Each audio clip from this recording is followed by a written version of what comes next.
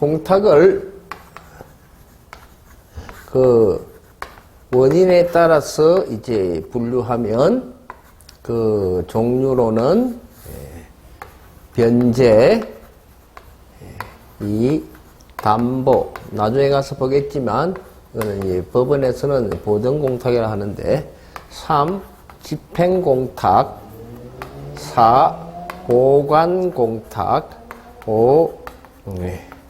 몰취공탁으로서 나눠보는데 이때 이 변제공탁과 집행공탁에서 다시 혼합공탁이 나오는데 이거는 뭐 별개의 문제이고 그 다음 이제 수용보상금 공탁도 변제공탁과 집행공탁의 변형일 뿐이고 이거는 뭐 더하게 한 것이니까 별개의 문제이고 실무상 쓰이는 공탁은 위에까지의 공탁이라 했었고요. 이 보관공탁과 몰취공탁은 실무에서는 거의 나타나지 않는 공탁이에요. 이때 이제 이 보관공탁에 관하여서는 가장 대표적인 케이스가 사채권자 집회와 관련해서 하는 공탁이고 몰취공탁이라고 하는 것은 이제 가장 대표적인 것이 상호 가등기 담보의 공탁이에요.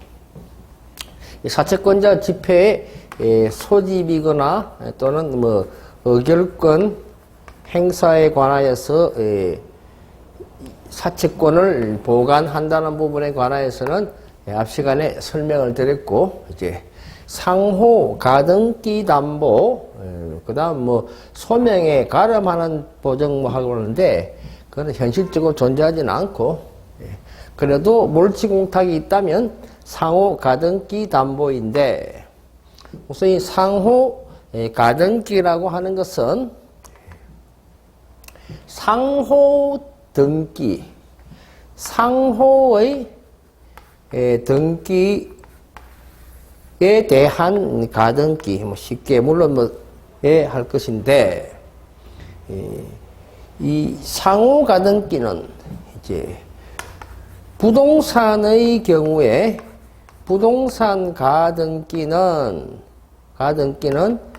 순위만 확보해 놓았다가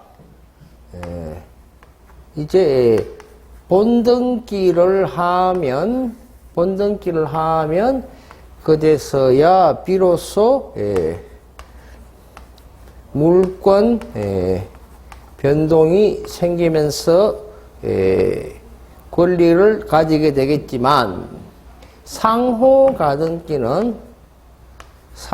가등기라고 하는 것은 그 자체가 순위가 아니라 곧바로 본등기의 효력을 가집니다. 가등기로부터 본등기의 모습을 가지기 때문에 가등기를 하는 순간부터 다른 등기는 할 수가 없게 됩니다. 동일한 상호에 관하여서는. 그래서 상호 가등기의 경우에 이제 담보 제공의 문제가 발생하게 되는데 우선 이 A라는 회사가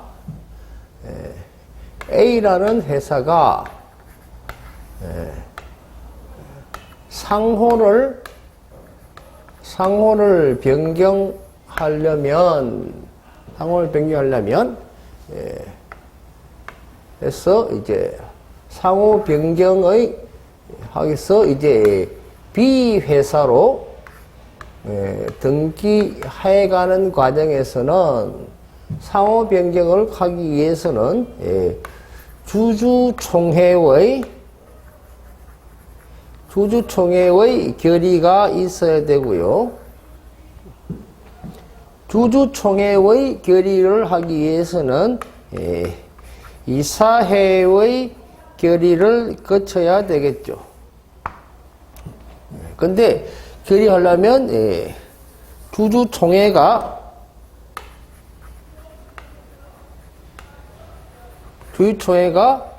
소집되어야 되고, 주주총회가 소집되려면 이사회의 결의가 있어야 되고, 이사회의 결의가 있으려면 이사회의 소집을 거쳐서 가야 되는데, 이 회사가 대규모의 회사라면 이때 주주총회를 소집할 때는 반드시 이 안건을 명시하여야 되고, 그래서 이 안건을 명시할 때 상호를 AS, B로 바꾸겠다라고 하는 것을 알리면 이 주주총회의 결의를 하기 전에, 그래서 다시 상호 변경의 상업 등기를 하기 전에 다른 사람이 예컨대 이보다 앞서서 여기에 B라는 상호를 누가 설립해 버렸다면, 상호는 특별시에 하나, 광역시에 하나, 시군에 하나만 쓸 수 있기 때문에 B라는 상호가 존재하는 한 이 B라는 상호로서 A는 절대로 등기를 할 수 없게 됩니다. 그런데 이것이 소규모의 회사가 아니라 대규모의 회사라면 여러 주주에게 이것을 알려야 되고, 당연히 이러한 모습이 생길 수밖에 없으니 이것을 막기 위해서 이제 나오는 것이 주주총회의 소집에 해서 상호 변경을 하겠다라는 걸 알리기 전에 이 단계에서 B라고 하는 가등기를 해놓으면, 상호 가등기를 해놓으면 이 가등기 당시에 뭘 한 거로 B로서 상호 등기를 한 것이어서, 이제 이 상태에서 주총 결의 소집하고 결의 나아갈 때는 이 B라는 상호가 존재하기 때문에 이제는 B 상호로서 설립 자체가 안 되고요. 그러면 이제 이 가등기에서 본등기를 B라고 처리하면 끝났어. 이 상호가 유지가 되겠죠. 그래서 주총 전에 미리 이 특별시에 하나, 광역시에 하나, 시에 하나, 군에 하나밖에 쓸 수밖에 없는 이 상호를 꼭 필요한 회사가 확보하고자 주는 절차가 상호 가등기 절차예요. 근데 이제 문제는 이 상호 가등기 제도가 악용이 되어버리면 여기서 A 회사가 아닌 다른 사람이 아예 여기에서부터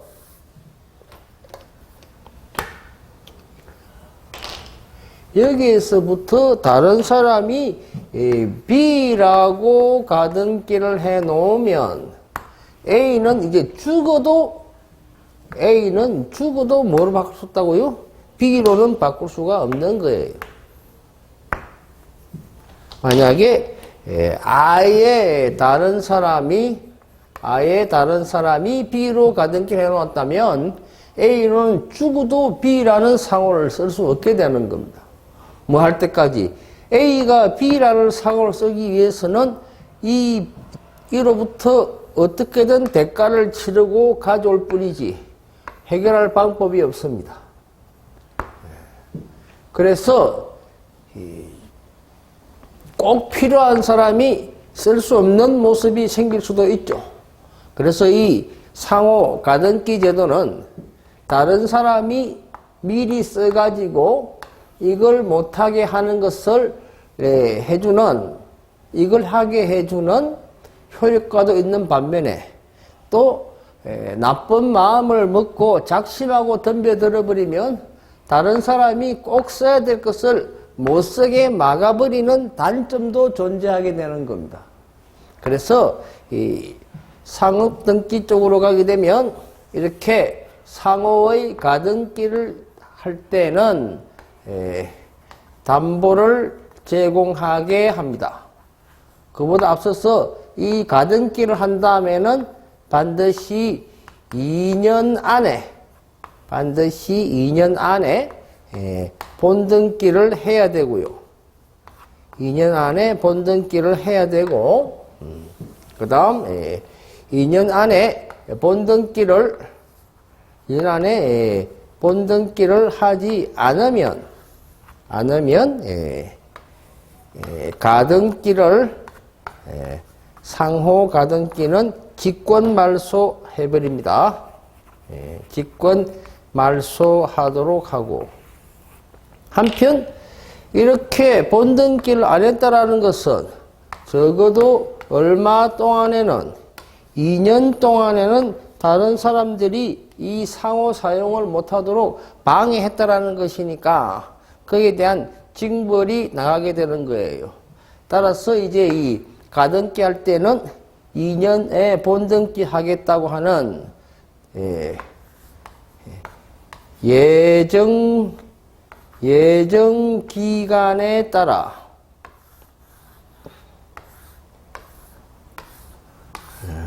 6달, 1년, 6달, 2년 안에 하겠다고 하면서 이 기간에 맞추어서 담보를 제공하게 하고, 그 기간 안에 2년 안에, 이 예정 기간 안에 본등기를 하면 담보는 돌려주게 되고요.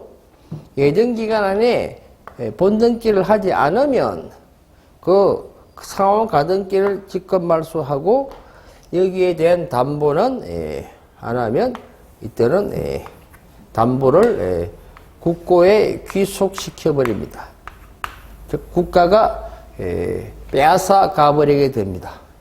징벌적 모습으로.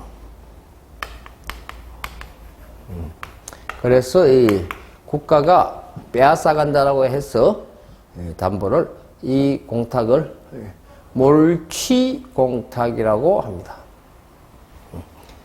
다른 사람들이 상호 사용을 하지 못하게 한, 다른 사람의 상호 사용을